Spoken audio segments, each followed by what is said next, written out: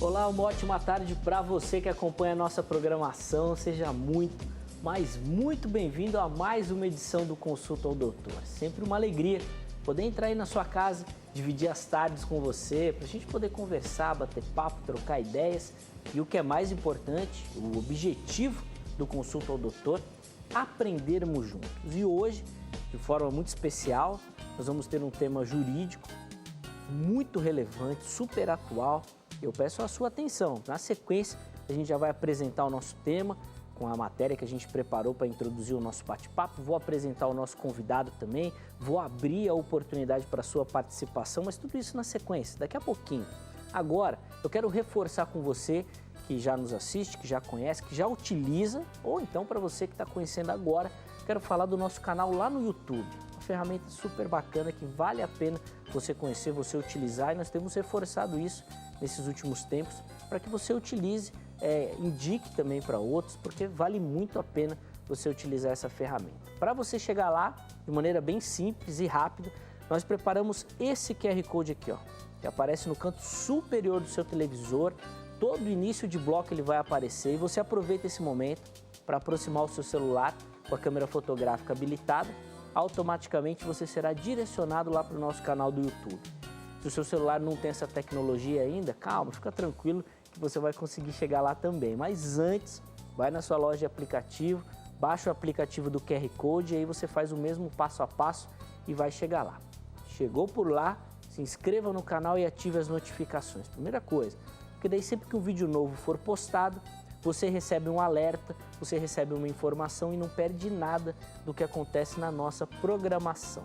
Lá você acompanha tudo que acontece aqui na HIT ao vivo, com sinal de internet habilitado, então no seu celular, tablet, computador, no lugar que você estiver, você nos assiste, além de você ver e rever todas as nossas entrevistas de todos os programas da emissora, porque eles ficam lá disponíveis, armazenados para você. Você pode rever, pode assistir um bate-papo que você perdeu, pode compartilhar esse conteúdo com quem você quiser. É muito bacana, vale a pena você utilizar essa ferramenta, tá certo? Não se esqueça de se inscrever no canal e ativar as notificações. Recado dado, vamos conhecer o nosso tema do nosso bate-papo de hoje? Confere aí a matéria que a gente preparou para dar o pontapé inicial na nossa conversa. A pandemia decorrente do novo coronavírus apresenta desafios sem precedentes na história da humanidade. As eleições municipais de 2020 no Brasil foram adiadas para os dias 15 de novembro em primeiro turno e 29 de novembro para segundo turno. A mudança da data de votação e de todos os outros prazos eleitorais foi devido à pandemia. Essa foi a melhor forma que a legislação eleitoral encontrou para conservar o processo democrático e assegurar a saúde coletiva. Atos de propaganda eleitoral, principalmente os presenciais, corpo a corpo, tão tradicionais das campanhas municipais, podem ser restringidos dependendo da situação pandêmica em cada município. E quem decide sobre isso é o Estado ou a União.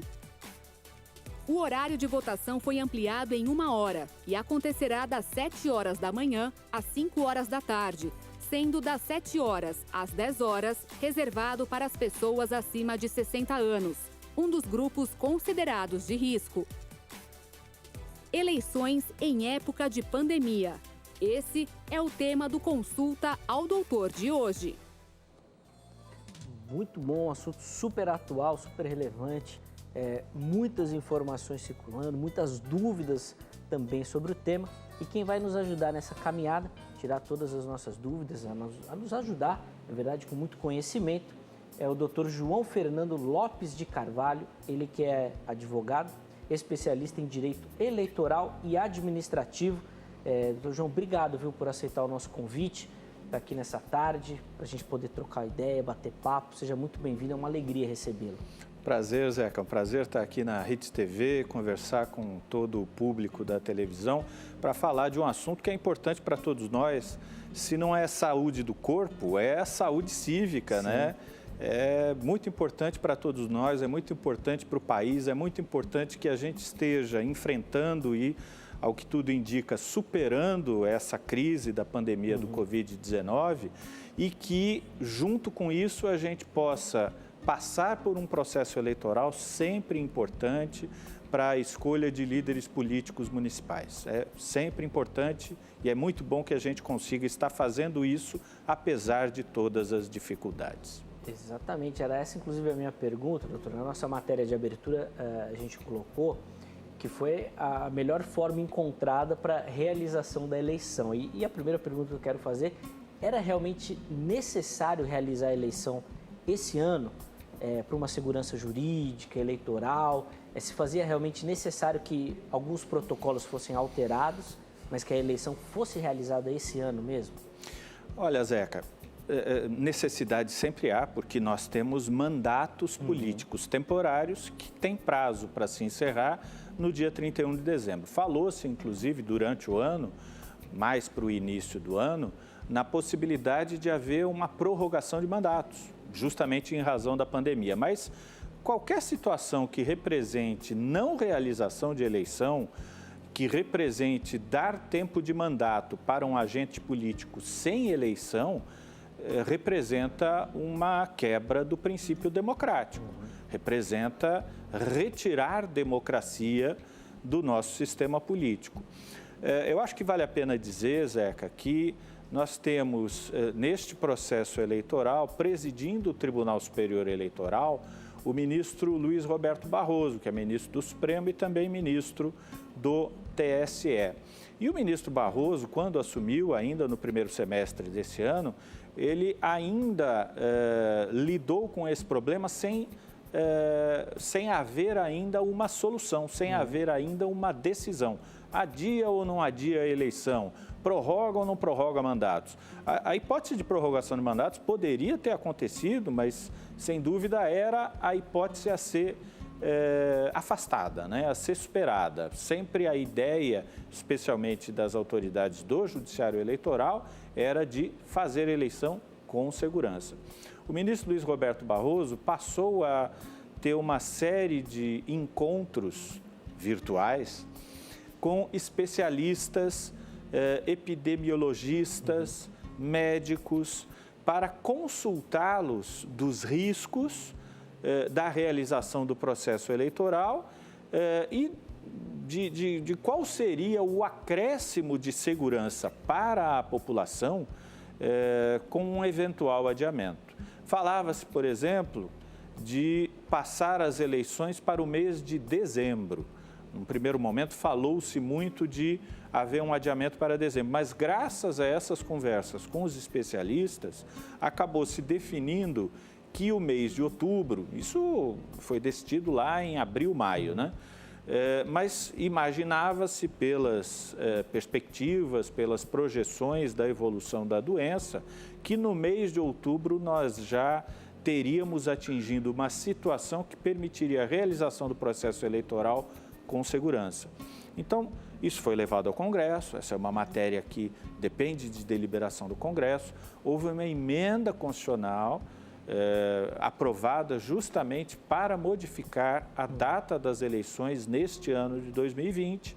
E, assim, com esses cuidados, com essa preocupação de segurança, a Justiça Eleitoral acabou encaminhando a questão para a realização das eleições em novembro, primeiro turno no dia 15, segundo turno no dia 29 de novembro, e me parece que todo esse processo, toda essa tomada de decisão foi conduzida de uma maneira adequada, equilibrada e pautada por opiniões técnicas que dirigiram essa decisão. Me parece que foi uma boa forma, uma boa conduta. Porque, de maneira geral, a gente pensa no eleitorado, mas a gente tem aquele pessoal que vai trabalhar também na eleição, que precisa e deve ter todo esse cuidado também, e são pessoas que vão ficar lá o tempo inteiro, né? A gente vai passar rapidinho, mas o pessoal vai ficar lá o tempo inteiro. Nós vamos falar mais também sobre isso, mas agora eu quero abrir para você que nos assiste, que nos acompanha, a sua participação, para você mandar a sua dúvida, mandar a sua pergunta, mandar o seu questionamento sobre o tema, tá certo? Nós vamos falar sobre esse processo eleitoral, mas se você tiver outras dúvidas relacionadas a ele também, como questão de título, dos prazos, como isso funciona, fique à vontade também para mandar a sua dúvida, tá bom? Você pode fazer pelo telefone, código 11 3337 5886, é o nosso telefone, você liga, você pode fazer a sua pergunta ao vivo aqui no estúdio ou deixar a sua dúvida com a produção. Se você preferir e achar mais fácil, você vai lá no meu perfil do Instagram, no @zeca_pereira, e por lá mande também a sua dúvida, o seu questionamento. Em qualquer um dos casos, se você não quiser se identificar, não tem problema, só avisa, tá bom? Avisa a produção quando você conversar com eles, ou na mensagem que você mandar, você coloca no texto que você não quer se identificar. Lembrando que nós vamos falar sobre o processo eleitoral, tá bom? Então, suas opiniões políticas nós não vamos conseguir transmitir agora, é só sobre o processo de eleição.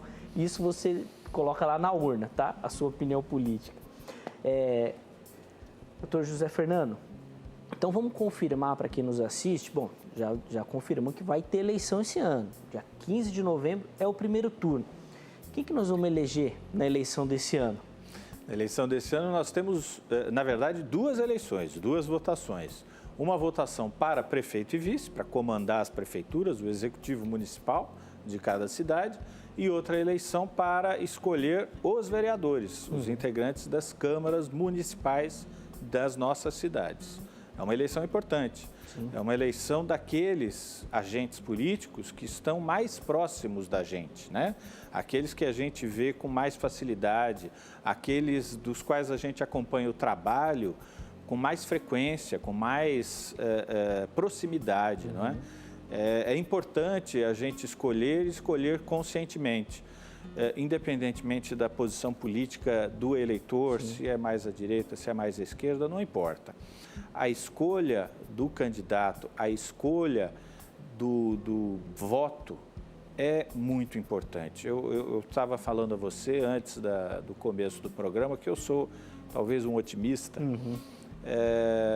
Eu acho que o eleitorado brasileiro, ao longo dos últimos anos, tem amadurecido, tem feito escolhas mais bem pensadas. Não significa que o eleitorado brasileiro não vai cometer erros. Qualquer eleitorado, em qualquer país do mundo, é capaz de escolher mal. É capaz de escolher um candidato que depois, no exercício do cargo, não vai se revelar à altura do cargo. Isso acontece em todos os países do mundo, não é privilégio do Brasil.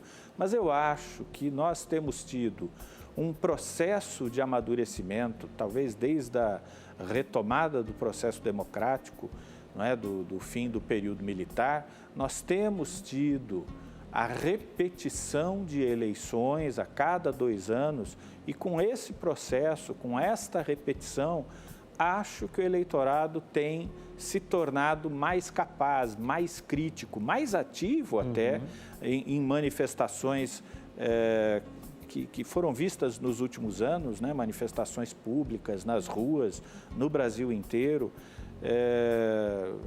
protestando contra um governante, protestando a favor de outro, enfim. Isso tudo me parece muito salutar, isso tudo me parece muito saudável. Hoje nós temos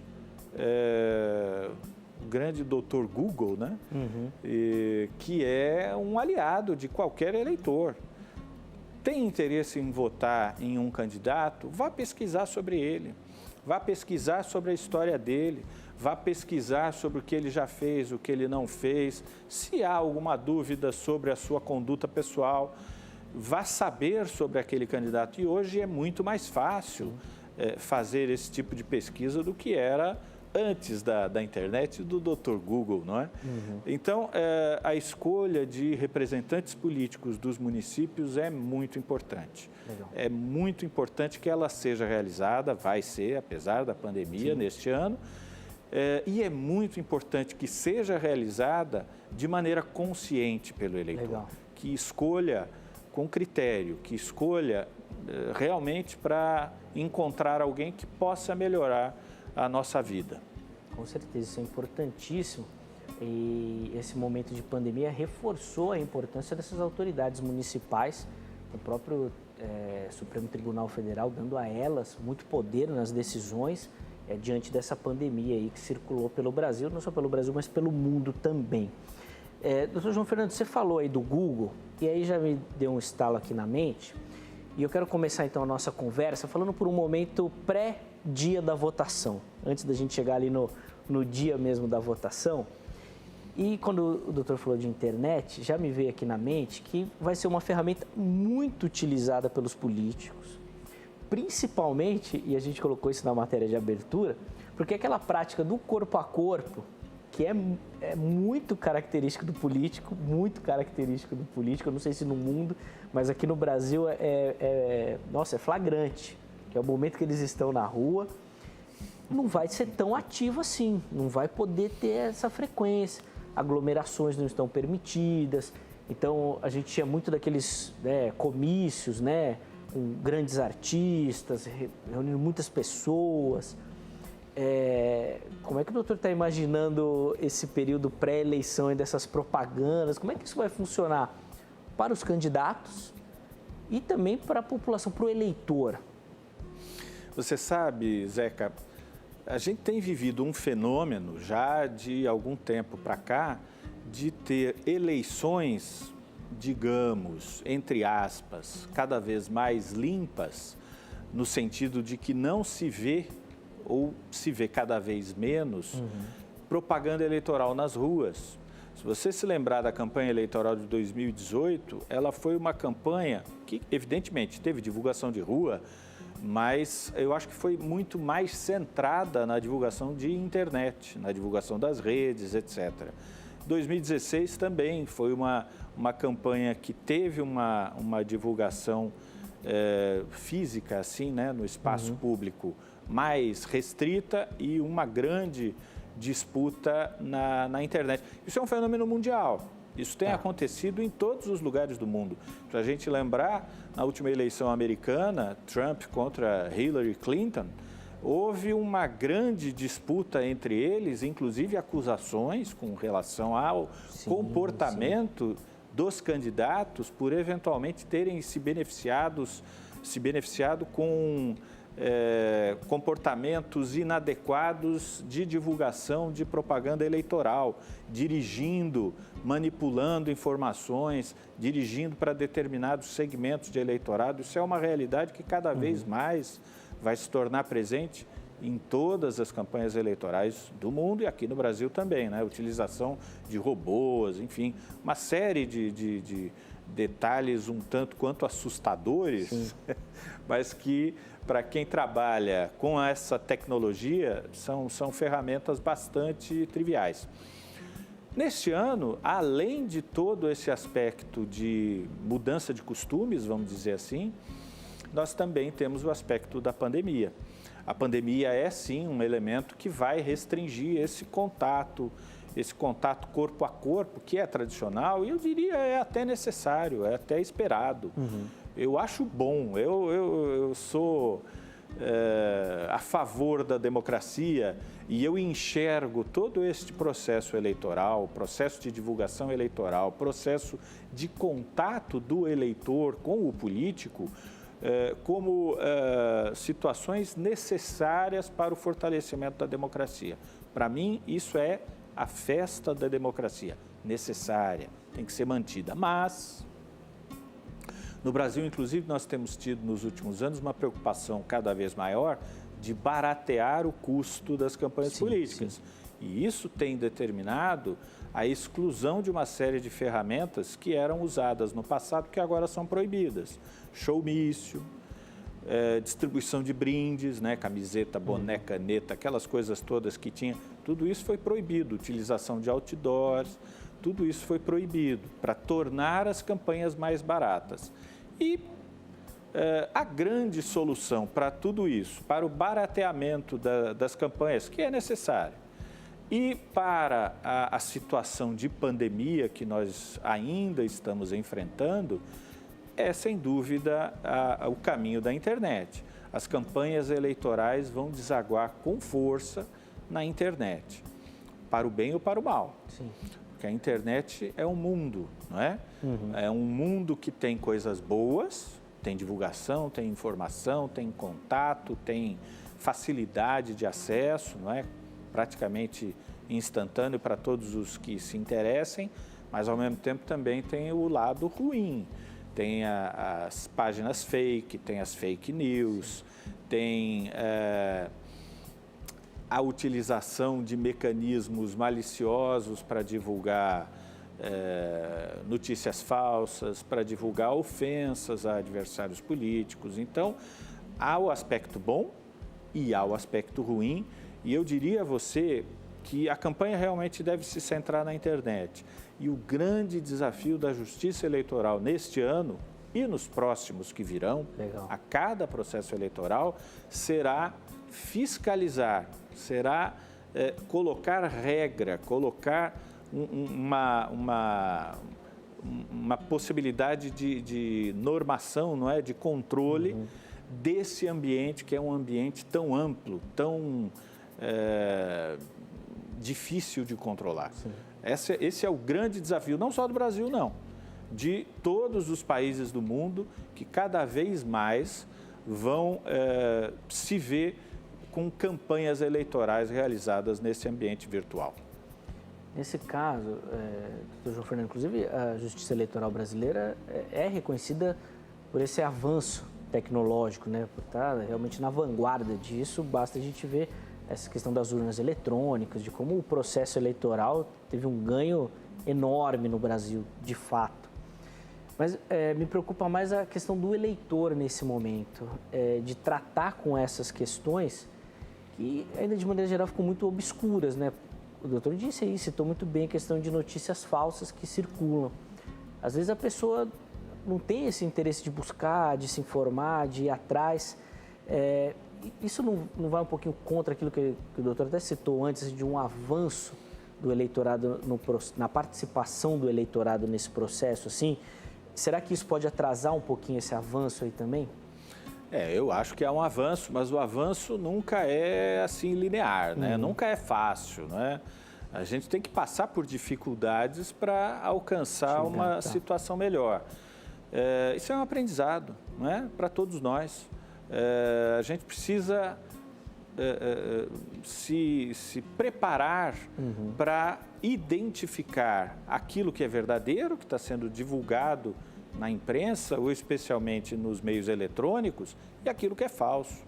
Hoje já há uma preocupação muito maior, inclusive de vários veículos da imprensa, de facultar, não é, de colocar à disposição dos eleitores um certo controle de fake news, não é?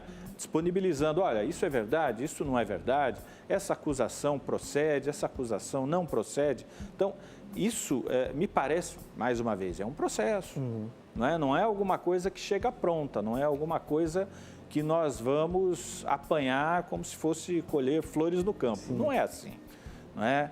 É um processo de evolução, com ganhos e perdas, com avanços e retrocessos. De uma maneira geral, sou otimista. Eu acho que nós estamos progredindo, sim, ao longo do tempo, enfrentando dificuldades. Elas aparecem. Eu estou falando aqui de realidades, né, essa realidade do mundo virtual, que é uma realidade que veio para ficar, não é?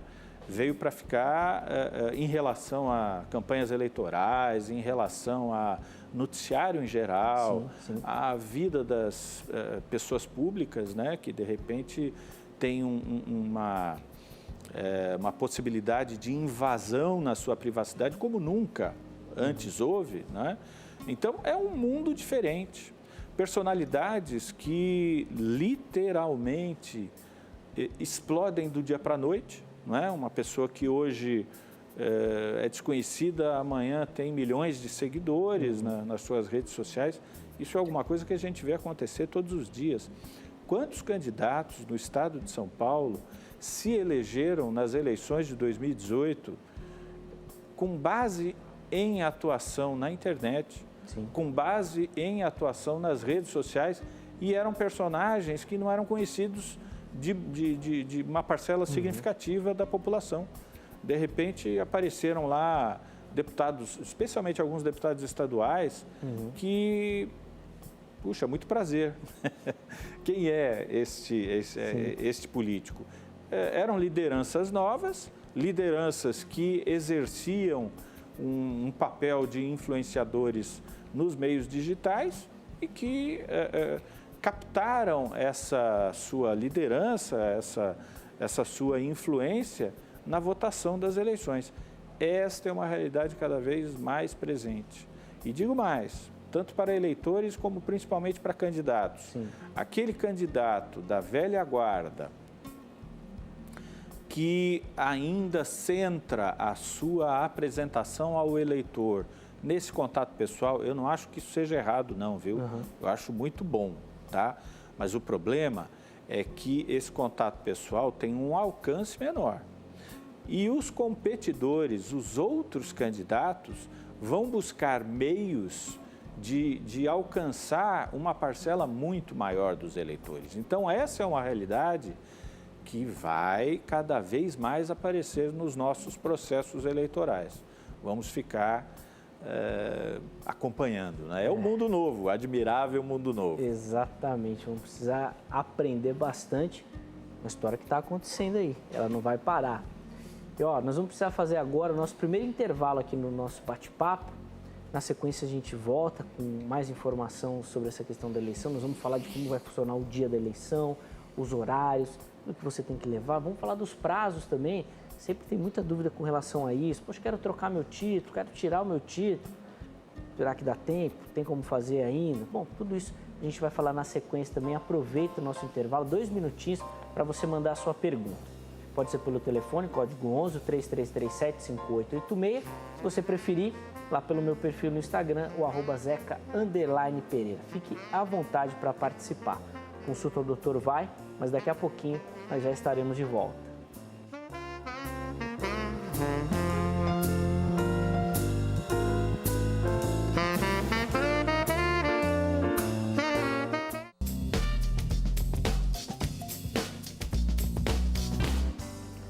Muito bom, estamos de volta com o Consulta ao Doutor, depois desse intervalo rapidíssimo. Hoje nós estamos falando sobre o processo eleitoral, né, sobre as eleições que serão realizadas agora no mês de novembro, mesmo durante toda essa pandemia que tem assolado não só o Brasil, mas o mundo.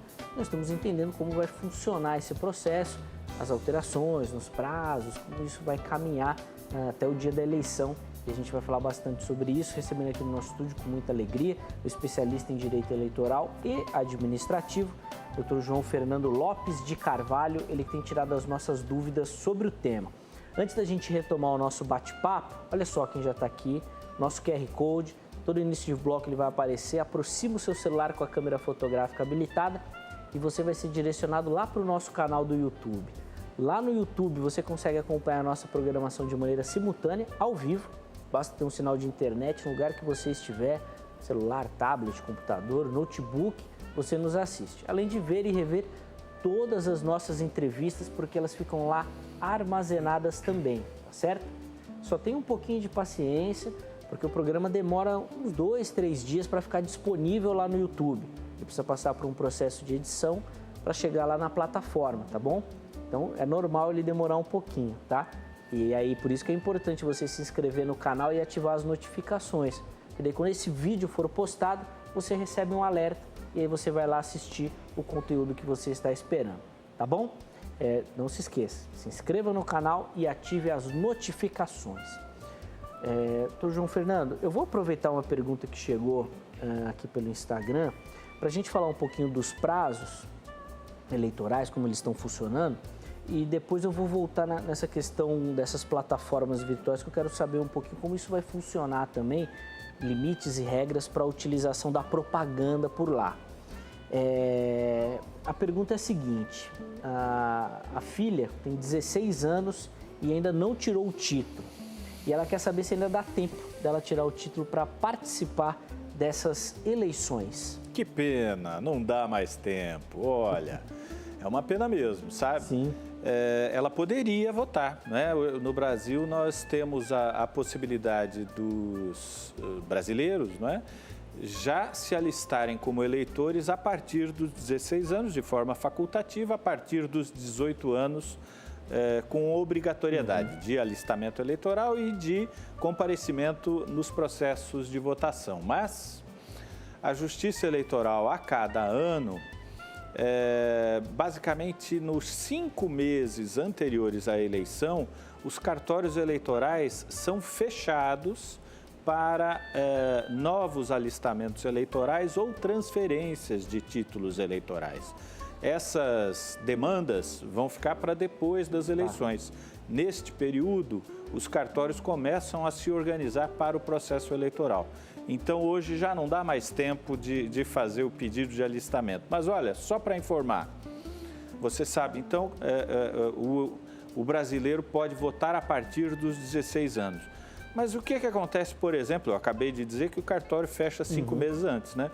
O que acontece se o eleitor, ou o brasileiro, não é, vai fazer aniversário, vai completar 16 anos uma semana antes da eleição? Então, na eleição ele tem 16 anos, mas nos 5 meses antes não tem. Como é que faz? Pode se alistar com 15 anos, demonstrando que vai ter 16 na época da eleição, então vai poder votar, mas tem que fazer isso com antecedência. Tem que ter esse prazo aí antes disso. E aí eu vou aproveitar esse momento para fazer a pergunta da Idália, aqui de Osasco, também Grande São Paulo. Ela fala que ela tem 70 anos e ela gostaria de saber a partir de qual idade o voto não é mais obrigatório. Pois é, justamente a partir dos 70 anos. Aliás, nós conversávamos sobre isso, né, Zeca? Antes aqui do início do programa, sobre obrigatoriedade do voto. Será que vale a pena ter obrigatoriedade do voto no Brasil? Particularmente, eu acho que ainda é uma necessidade, que ainda é uma situação a ser preservada. Eu torço para que a gente, num curto espaço de tempo, em alguns anos, quem sabe, a gente consiga ter um processo eleitoral que não precise ser obrigatório. Mas hoje eu tenho receio. De saber qual seria o percentual de comparecimento de eleitores se o voto não fosse obrigatório. E qual seria a real representatividade de um processo eleitoral se nós tivéssemos um comparecimento baixo. Acho que essa é uma preocupação que hoje ainda se faz presente. Eu espero que a gente evolua cada vez mais. Eu sou otimista, como eu disse. Então, eu espero que a gente possa alcançar, dentro de um futuro breve, não é? Dentro de alguns anos, uma situação em que a gente possa, com segurança, estabelecer o fim da obrigatoriedade do voto e sem perda de confiabilidade no processo eleitoral. Sem que a gente fique pensando se o processo eleitoral foi decidido por uma minoria, não é? Acho que esse é um objetivo a ser alcançado. Com certeza, é um amadurecimento desse processo e da população também. A gente está falando da obrigatoriedade e eu vou aproveitar então para fazer essa pergunta. Bom, nós estamos no meio de uma pandemia. O voto vai ser obrigatório nessa eleição também ou não? Tem alguns grupos aí, esses grupos de risco, como muitos são chamados também, estão liberados do comparecimento. E se todo aquele processo, doutor, eleitoral, por exemplo, se a pessoa não compareceu para votar, justificar o voto, tudo isso está mantido, como é que estão essas questões? Sim, apesar da pandemia, as regras que continuam em vigor são as regras que existem para a eleição em tempos normais, digamos assim. Então, o voto é obrigatório entre os 18 e os 70 anos, né, para os eleitores a partir de 18 anos e até completarem 70 anos. A partir daí, a partir dos 70 anos, não é mais obrigatório, passa a ser facultativo. Agora, eu vou dizer a você até com uma certa tristeza, há uma expectativa de que nestas eleições a gente tenha uma queda de comparecimento de eleitores, lamentavelmente, em razão talvez de um receio por parte de eleitores, de muitos eleitores, de ter esse contato na fila da votação, etc. Olha, eu acho que a Justiça Eleitoral está tentando tomar providências para que, e já começou inclusive com o adiamento da data das eleições, não é? para que o processo de votação não seja um processo de disseminação do vírus, né?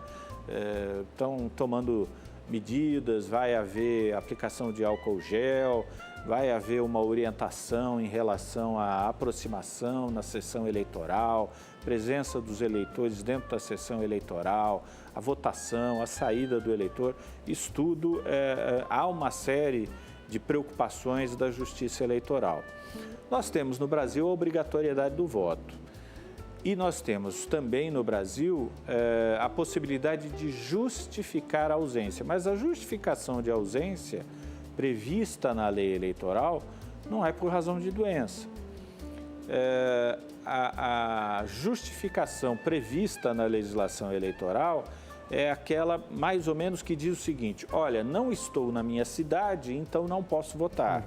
Então, o eleitor que está em outra cidade vai a um posto eleitoral dessa outra cidade e, nesse posto eleitoral da outra cidade, preenche a justificativa de voto e, com isso, já escapa da sanção prevista para a não votação. A sanção é sanção pecuniária, multa elevadíssima.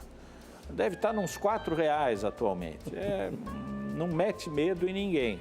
Mas é uma multa e com a multa, se o eleitor, por exemplo, deixa de comparecer em 3 eleições seguidas, pode perder a inscrição eleitoral.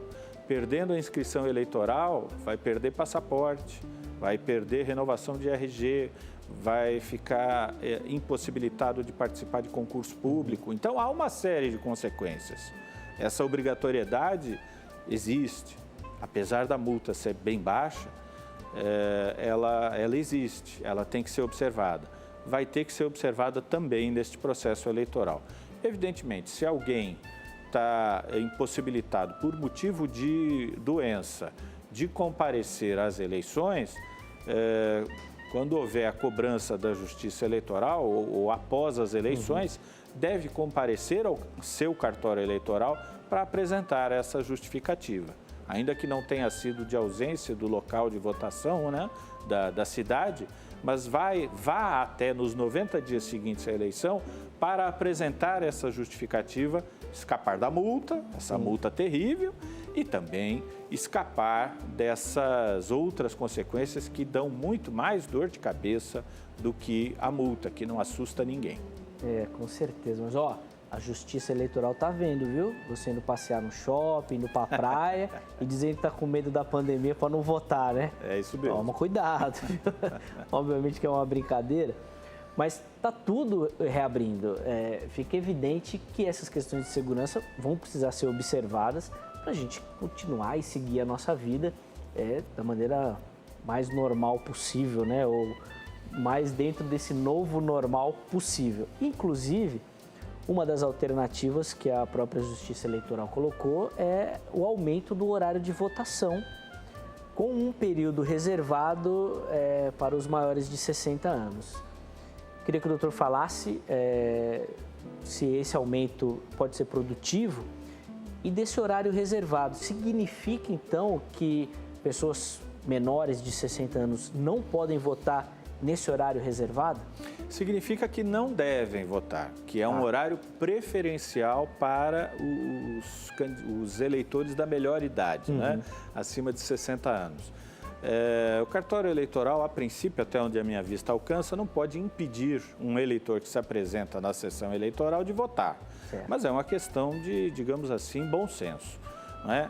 Está havendo essa abertura de 1 hora a mais, não é, no início do processo de votação, e está havendo uma reserva deste horário para os eleitores de idade mais avançada, justamente para protegê-los, justamente para evitar, ou de alguma maneira, tentar limitar o risco de, enfim, de andar, né, de se locomover até o local de votação. Essa é a ideia. É claro que se outros eleitores também quiserem usar o mesmo horário, vão estar se colocando em risco e principalmente colocando esta população de risco numa situação de maior exposição. Acho que é uma questão de bom senso mais do que de proibição. Inclusive, uma das explicações que eu vi é que a proibição poderia gerar um outro problema de pessoas que necessitam de acompanhantes, por exemplo, para chegarem, né, ao local de votação. Às vezes alguma restrição de mobilidade por conta da idade, então se proibisse a pessoa não ia poder ir lá ajudar e esse idoso ia ter que ir mais tarde também e aí geraria um problema, essa proibição não traria solução. Uma pergunta que chega é com relação a grupos de risco, a pessoa pergunta com doença crônica, se portadores de doença crônica podem utilizar esse horário reservado aos da terceira idade para votar e não se colocar em risco também. Eu imagino que ninguém vai pedir nenhum comprovante disso. E no caso de se a pessoa tem algum problema, eu acho que também é válido ela utilizar esse momento. Entra muito no bom senso, né, doutor? Pois é, justamente. A ideia é essa, né? Primeiro, possibilitar o voto a todos. Segundo, tentar dar a todos os eleitores a maior condição de segurança possível. Eu repito, eu acho que isso tudo começou com o adiamento das eleições. Nós estamos agora no mês de setembro, as eleições estavam previstas para acontecer no primeiro domingo de outubro, portanto, daqui a poucas semanas, né? Nós já temos hoje um quadro de disseminação da pandemia no Brasil bem melhor do que nós tínhamos há 2 meses atrás. Então, se nós vamos imaginar que a eleição vai ser realizada daqui a 2 meses, também é possível ter uma expectativa de que a gente chegue no processo eleitoral em uma situação de mais segurança. Então, o adiamento foi bom. Eu tenho convicção em relação a isso. O adiamento foi bom, foi uma boa providência. E vai haver riscos? Sim, algum risco haverá. Cada eleitor tem que tentar buscar a proteção, a sua proteção da melhor maneira. Se houver casos em que realmente o risco de contaminação supere a intenção de se manifestar no processo eleitoral, então talvez seja justificado que este eleitor, em situação de risco, permaneça na sua residência no dia da votação e que depois vá ao cartório eleitoral para apresentar estas justificativas da sua ausência, que são justificativas que têm que ser ouvidas, não é? Sim, sem dúvida.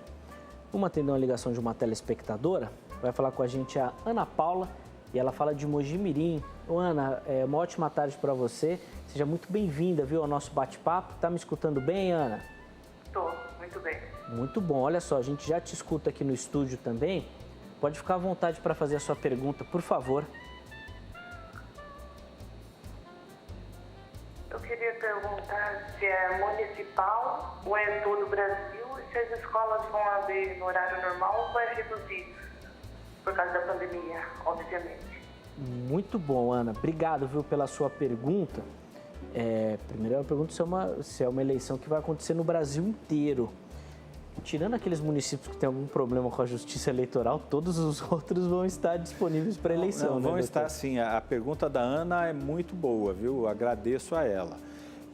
Sim, é uma eleição municipal, uma eleição que vai ser realizada em todos os municípios, mas existe uma previsão lá na regulamentação que foi baixada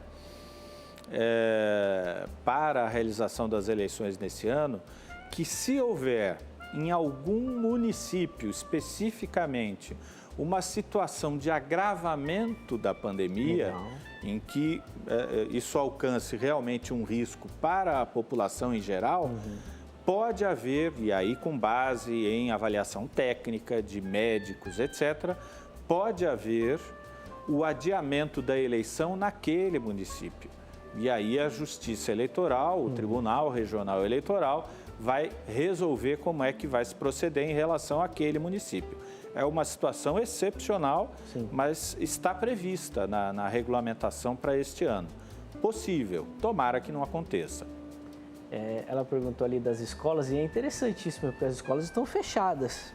Elas vão abrir direitinho para a eleição? Elas vão. Aí há uma requisição da Justiça Eleitoral elas não vão abrir para aulas, né? Evidentemente, mas elas vão abrir para o dia da votação. O dia da votação, é preciso que se diga, deve ser cercado de muitos cuidados. Então, nós estamos habituados a lembrar das sessões de votação às vezes com alguma fila, não é? Sim, sim. Do lado de fora da sessão, às vezes com uma certa aglomeração de eleitores no interior da sala de votação, um assinando, outro votando e tal. Então, a Justiça Eleitoral vai ter uma preocupação nos trabalhos da eleição deste ano de fazer um distanciamento maior na fila, de colocar um eleitor de cada vez na sala de votação, de haver um cuidado na higienização. Nós, nesse ano, lamentavelmente, não vamos ter a identificação biométrica. A identificação biométrica que tem sido uma bandeira da Justiça Eleitoral, necessária, importante, confere uma segurança maior a todo o processo eleitoral para ter certeza de que não há um eleitor votando pelo outro, não é? Isso é muito importante. Mas neste ano não haverá. Por quê? Porque a identificação biométrica, todo mundo colocando o dedo, não é? Todos os eleitores colocando, não é, a sua impressão digital num mesmo local durante o dia inteiro, seria um fator de risco. Então, está se pensando também na segurança dos mesários, na segurança daqueles que vão estar atuando, conferindo para eles equipamentos de proteção, para que eles também fiquem protegidos tanto quanto possível de qualquer contaminação. Vai haver a higienização, a utilização de álcool gel na saída da votação. Então, por quê?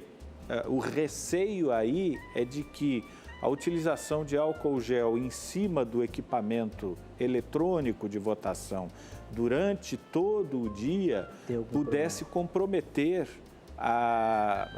o funcionamento. Sim, sim. Não é?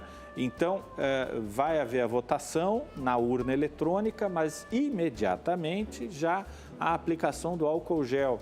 Então, com isso também vai haver uma proteção de todos os eleitores. Há uma série de procedimentos que têm sido pensados pela Justiça Eleitoral e vão ser colocados em prática. Essa antecedência de uma hora, não é, em relação à realização da votação, é também uma medida para tentar espaçar mais, um pouco mais, a presença dos eleitores na sessão eleitoral e também, com isso, dar um pouco mais de segurança. Enfim, a Justiça Eleitoral está, como eu disse, de maneira, me parece, muito adequada, elogiável mesmo, está se cercando desde o primeiro momento de opiniões técnicas de vários setores da sociedade, mas especialmente de epidemiologistas, de biólogos, de médicos, infectologistas, para balizar os procedimentos que vão ser adotados no dia da votação. Eu espero firmemente que tudo ocorra bem, espero que seja assim.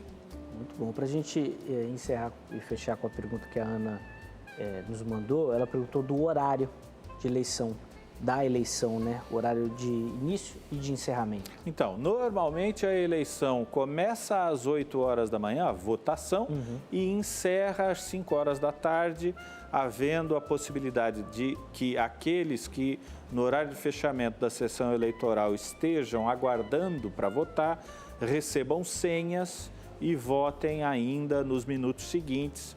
Então, vai até às 5 horas, mas com tolerância para os eleitores que já estão aguardando e que vão poder votar ainda que após as 5, mas desde que estejam presentes. Neste ano, o que houve foi uma antecipação do horário de abertura. Então, não vamos ter o início da votação às 8, vamos ter o início da votação às 7 horas da manhã, e a Justiça Eleitoral pede que neste primeiro horário, nesta primeira hora de votação, se dê preferência aos eleitores com mais de 60 anos, não é? Aqueles de grupo de risco que possam, de alguma maneira, ficar mais isolados dos demais eleitores. Sim, uma forma de proteger também esse grupo. Bom, a gente acabou entrando já na questão do dia da eleição. O doutor já citou o uso do álcool em gel. Tem outro acessório que é muito comum na época da pandemia, que é a máscara. Como é que vai funcionar o uso da máscara durante a votação? O uso obrigatório também? Ou a pessoa, se ela ficar ali meio ofegante, ela pode tirar a máscara? Olha, a máscara é um equipamento de proteção para todos nós e também para aqueles que vão estar trabalhando nas eleições, né? Para os mesários. É preciso que o eleitor coloque a sua máscara para se proteger e para proteger aqueles que estão à sua volta. A máscara é um equipamento de segurança, então deve ser colocada. Agora, é máscara sem propaganda eleitoral, viu? Isso vai ser importante. Sem propaganda eleitoral, o que eu quero dizer é o seguinte: não pode ter candidato distribuindo máscara, porque distribuição de máscara é distribuição de brinde. Eu posso fazer uma máscara lá, eu sou a favor do fulano de tal, eu vou votar, eu apoio Beltrano? Posso, até posso. Mas o candidato não pode fazer, não. Gente, como a visão do especialista é maravilhosa, né? Não tinha pensado nesse artifício, mas não sirvo para trabalhar com essas coisas. Já tem gente que pensou, te garanto. Já, né? Certeza. Tenho certeza disso. Vamos atender outra ligação, doutor? Quem vai falar com a gente agora é a Sabrina. Ela fala aqui de São Paulo. Sabrina, uma ótima tarde para você. Seja muito bem-vindo. Desculpa, caiu a ligação? Desculpa. Então a ligação caiu. Depois, se tiver a pergunta da Sabrina, manda aqui, Verusca, que daí eu passo ao doutor João Fernando, tá certo? Doutor, a gente falou então do uso da máscara, do álcool em gel. Um outro item que estava se discutindo muito aí, principalmente nesse período pré-eleição, não tem tanto a ver com a pandemia, mas a pandemia acabou afetando também, é a questão do comprovante. Inclusive, tem muita gente achando que vai ter o comprovante de voto nessa eleição. Vai sair o comprovante ou não vai sair o comprovante? Não vai sair o comprovante. Nessa eleição, as coisas vão estar um pouquinho diferentes em relação a isso. Só para voltar à questão da máscara, é importante também dizer o seguinte: a máscara é um equipamento de proteção.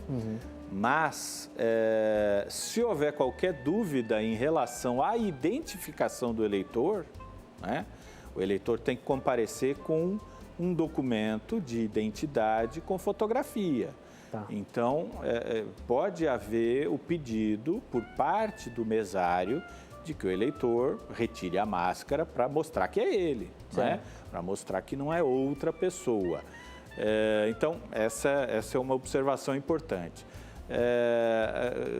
Vai existir a identificação do eleitor, vai existir a assinatura, mas não a distribuição do comprovante. Essa é também uma situação excepcional nestas eleições. O doutor citou a questão da assinatura e a pergunta da Sabrina, que infelizmente a ligação caiu aqui, agora a gente atendê-la, vai exatamente nesse sentido. Ela pergunta se é obrigatório cada um levar a sua caneta ou se vai utilizar a caneta da sessão eleitoral. Não é obrigatório, mas é bastante recomendável. Legal. É bastante recomendável. Leve sua caneta, leve a cola, não é? A gente sabe que o dia da votação não é um dia de propaganda eleitoral, não é? Aliás, ao contrário. Propaganda no dia da eleição, propaganda eleitoral no dia da eleição é considerada crime de boca de urna, da cadeia. Infelizmente sempre tem um ou outro que acaba sendo preso no dia da eleição, mas a Justiça Eleitoral incentiva que o eleitor já saia da sua residência com uma cola. O que é a cola? É uma anotação, pode até ser um santinho de um candidato em que tenha o número dos candidatos nos quais vai votar, para chegar lá no momento de votar e não ficar em dúvida, já tenha lá a sua cola. Até o site da Justiça Eleitoral, não sei se você já viu isso, mas no dia da eleição, No site do TSE tem lá um setor para fazer cola. Olha que legal. Que o eleitor pode acessar para colocar lá os números dos seus candidatos, imprimir e levar na votação. Então, esse é um comportamento que a Justiça Eleitoral incentiva. Leve uma cola, leve um lembrete, chegue na urna com a informação adequada. Se puder levar uma caneta, melhor ainda. Sim, sem dúvida nenhuma vai ajudar bastante. Outra questão que sempre fica da eleição é que é um processo muito grandioso. São várias sessões, várias urnas eletrônicas sendo montadas. É grande esse processo, inclusive depois para toda a apuração também. A Justiça Eleitoral, de algum modo, por conta desse momento, anunciou, doutor, alguma redução nisso, alguma diminuição ou não? Todos esses procedimentos, todas as sessões, por exemplo, vão funcionar? Tem alguma orientação nesse sentido? Olha, cogitou-se no começo dos debates a respeito da pandemia, né? Cogitou-se de fazer divisões das sessões eleitorais. Hoje nós temos, basicamente, sessões eleitorais com 400 eleitores, alguma coisa assim. Então, cogitou-se de fazer, mas isso daria uma dificuldade prática para a realização dessa divisão que acabou se entendendo que não era possível fazer. O processo de apuração até me preocupa menos, porque a gente, de anos atrás, né, de quando não havia o voto eletrônico, a gente lembra daqueles processos de apuração que eram uma confusão, gente que passava mal, virava à noite contando voto e tal. E realmente, aqui na cidade de São Paulo era sempre assim, não é? E em muitos lugares. Mas a partir do momento em que houve a implementação do voto eletrônico, a apuração ficou rápida, ficou eficiente e eu diria, em época de pandemia, bastante adequada, porque não há um contato próximo.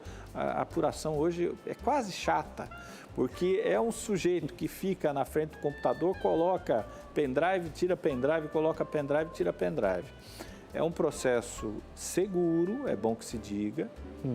A gente sempre ouve um ou outro candidato, um ou outro presidente da República colocar em dúvida a nossa urna eletrônica, e eu devo dizer a você, Zeca, que o nosso sistema eleitoral é seguro, tanto em relação ao recolhimento dos votos dos eleitores, há uma segurança na colocação dos softwares em cada máquina de votar, em cada urna eletrônica, há um acompanhamento dos partidos políticos, há uma segurança em relação a isso, que é um processo conduzido pela Justiça Eleitoral.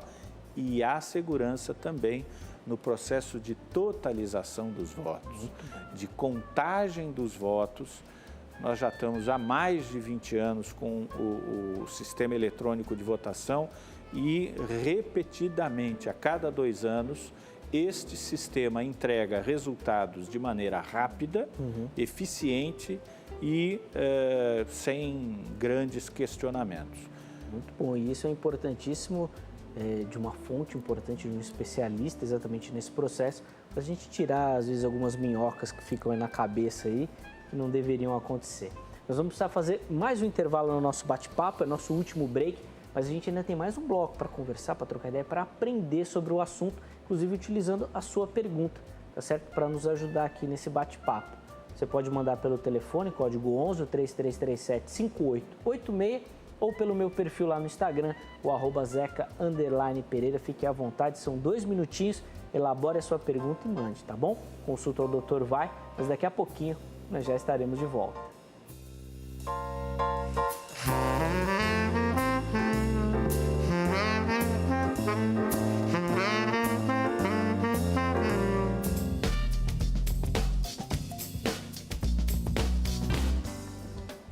Estamos de volta com o Consulta ao Doutor, depois desse intervalo rapidíssimo, hoje falando sobre eleições em época de pandemia. Sim, teremos eleições, está confirmado para o mês de novembro, 15 de novembro o primeiro turno, 29 de novembro o segundo turno, se necessário, certo? Eleições municipais. Quem está nos ajudando nessa caminhada aqui para a gente entender como todo esse processo vai funcionar, Dr. João Fernando Lopes de Carvalho, ele que é especialista em direito eleitoral e administrativo. Antes da gente retomar o bate-papo, o QR Code já apareceu aqui na sua tela. Aproveita agora para você chegar lá no nosso canal do YouTube. Só aproximar o celular e você é direcionado para lá, tá certo? Lá no YouTube você acompanha a nossa programação de maneira simultânea, com sinal de internet, no seu celular, tablet, computador, do jeito que você achar mais fácil, você nos assiste. Além de ver e rever todas as nossas entrevistas. Uma dica que vai te ajudar a navegar por lá é você ter anotado a data que o programa foi exibido, a data que o programa foi ao ar, porque os vídeos ficam salvos lá na plataforma por essa data. Então você coloca o dia que você está procurando o vídeo e rapidinho você vai localizar esse conteúdo, tá bom? Aí você assiste, compartilha, é muito bacana. Não se esqueça de se inscrever no canal e ativar as notificações. Doutor João Fernando, pegar mais algumas perguntinhas que chegaram aqui dos nossos telespectadores.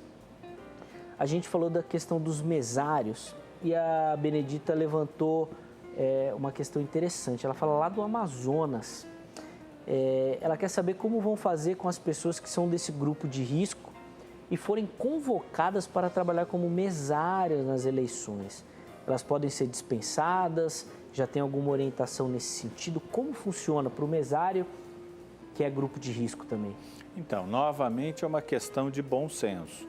Se isso acontecer, se for convocado um mesário e este mesário pertence a um grupo de risco, o que eu recomendo é que dirija-se ao cartório eleitoral que fez a convocação, apresente esta comprovação de que realmente está incluído no grupo de risco e certamente o cartório eleitoral vai dispensá-lo desta obrigação. Aliás, a Justiça Eleitoral fez agora recentemente uma campanha com o Dr. Drauzio Varela e etc., pedindo aos eleitores que se voluntariassem para trabalhar como mesários e houve um grande sucesso. Legal. Uma resposta muito positiva do eleitorado, da população brasileira para realmente se oferecer. Então, se isso aconteceu, se houve a convocação para prestar serviço como mesário de alguém que está no grupo de risco, vá à Justiça Eleitoral sem peso, né? sem medo, porque certamente haverá outros voluntários para ocupar esse lugar.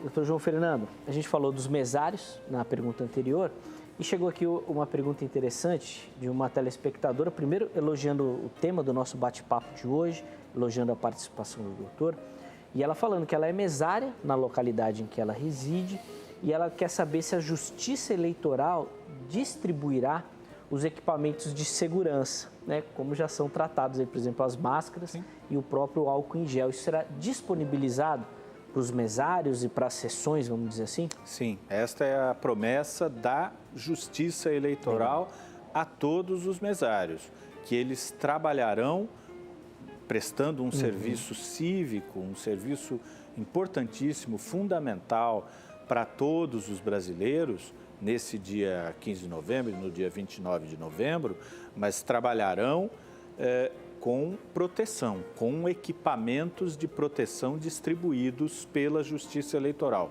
Eu não consigo agora detalhar quais serão, mas eu não tenho dúvida de que máscaras serão fornecidas, eventualmente aquela proteção frontal também, e imagino que luvas também possam ser oferecidas, mas além de álcool, etc.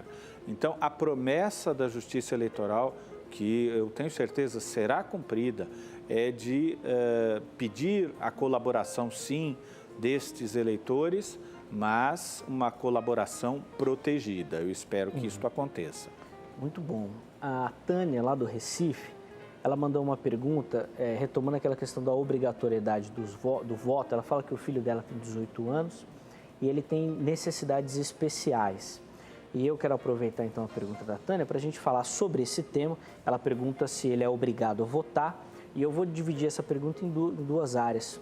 Primeiro, para a gente comentar da questão de algumas necessidades especiais no sentido de ter o intelecto diminuído. Como é que funciona nessa questão primeiro, doutor? O que diz a legislação, não é? A Tânia faz uma pergunta muito importante, é sempre bom a gente conversar sobre isso. A legislação eleitoral estabelece que todos os brasileiros com 18 anos têm obrigatoriedade do voto, têm obrigatoriedade de acesso ao título de eleitor. No entanto, há algumas circunstâncias, e aí, Tânia, a gente ficou sem todas as informações na sua questão. Então, vamos lá. Uma pessoa com necessidades especiais pode ter necessidades especiais do ponto de vista psicológico, não é? Do ponto de vista de compreensão, etc. Neste caso, uma pessoa com 18 anos não vai poder ser eleitora, assim como não poderá ter o domínio da sua vida civil. Não vai ser uma pessoa titular de direitos, vai passar por um processo judicial de interdição e vai ter um curador para administrar o seu patrimônio, os seus bens, enfim, para ter um cuidado em relação a esta pessoa, uma proteção, na verdade. Então, a pessoa, se essas necessidades especiais se referem a uma capacidade intelectual, aí realmente não deve haver sequer o alistamento eleitoral. Agora, se estas necessidades especiais se referem a uma situação de dificuldade motora, dificuldade de locomoção, sem envolver capacidade intelectual, aí essa é uma dificuldade que a Justiça Eleitoral tem que ser comunicada. Este eleitor vai ser direcionado para uma sessão eleitoral localizada com um acesso facilitado, não é? Nunca com escadarias, etc., mas num local que seja mais adequado aos eleitores que tenham esse tipo de dificuldade, mas o eleitor deverá ter de comparecer, não é? Eu estava falando até para o Zeca, eu sou um pouco antigo, então eu me lembro ainda do processo eleitoral de quando nós não tínhamos a máquina de votar, quando nós tínhamos a urna de lona, aquela urna que ficava lá na sala de votação. Quando aparecia alguém que tinha uma dificuldade para ter acesso ao local de votação, o mesário pegava a urna, descia, ia até onde estava aquele eleitor e o eleitor votava sem precisar se locomover tanto. Hoje, com a máquina de votar, com a urna eletrônica, isso já não é mais possível, essa realidade já não existe mais. Então, o eleitor tem que se locomover até a urna. Agora, e se não conseguir se locomover? Aí já é uma situação especial que entra naquelas que serão comunicadas à Justiça Eleitoral 90 dias depois das eleições como justificativa para o não comparecimento. Muito bom. Doutor João Fernando, infelizmente nosso tempo vai caminhando para o fim aí. Não diga. Nem parece, né, que a gente está tanto tempo conversando.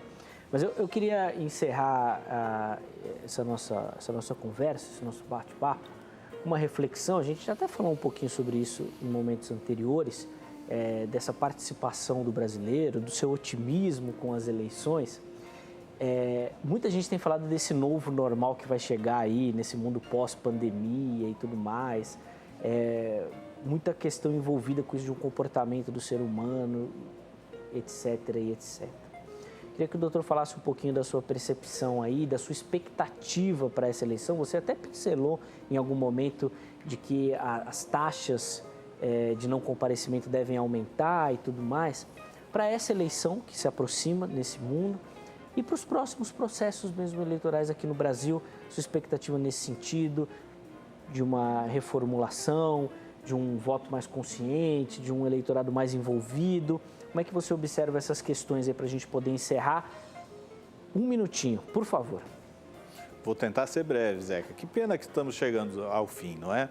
Olha, eu acho que é uma eleição que vai ter características atípicas, características diferentes de outros processos eleitorais, mas que, acho eu, também vão estar dentro dessa curva de amadurecimento do nosso eleitorado. Apesar de todas as dificuldades, apesar de todos os problemas que nós estamos enfrentando, vamos ter um processo eleitoral. Que bom que vamos ter um processo eleitoral. É bom que o eleitor possa se manifestar, escolher, ter uma chance de melhorar a nossa representação política, que o faça com tranquilidade, que o faça com amadurecimento, com pesquisa, com firmeza de intenções, que não faça em troca de uma promessa imediata, de uma promessa vã, que faça com consciência e que assim, com consciência, superando as adversidades momentâneas, a gente consiga realmente, como eu imagino que vamos conseguir, Zeca, fazer um país melhor para o futuro. Muito bom. João Fernando Lopes de Carvalho, nosso especialista de plantão aqui nessa tarde. João, obrigado, viu, pelo carinho, por atender o nosso convite. Foi uma alegria recebê-lo aqui. Muito obrigado. Grande prazer, estou à disposição da casa, estou à disposição sua. E, enfim, grande prazer de participar. Nem senti o tempo passar. Quando o bate-papo é bom e agradável, passa bem rapidinho. Ó, tome nota do contato do Dr. João Fernando para você, e com certeza ficaram dúvidas aí também pelo caminho, para você poder tirá-las também. O site aparece aí na sua tela, www.albertopolo.com.br. Aparece aí, atenção, são com 2 L's, tá bom? No final, para você não errar. Olha, eu quero muito agradecer a você que participou, que mandou a sua dúvida, que mandou a sua pergunta. Muito obrigado pelo carinho, muito obrigado pela audiência. Amanhã, às 3h35 da tarde, a Consulta Doutor estará de volta com mais uma edição ao vivo e eu estarei te esperando, tá certo? Um forte abraço e até a próxima.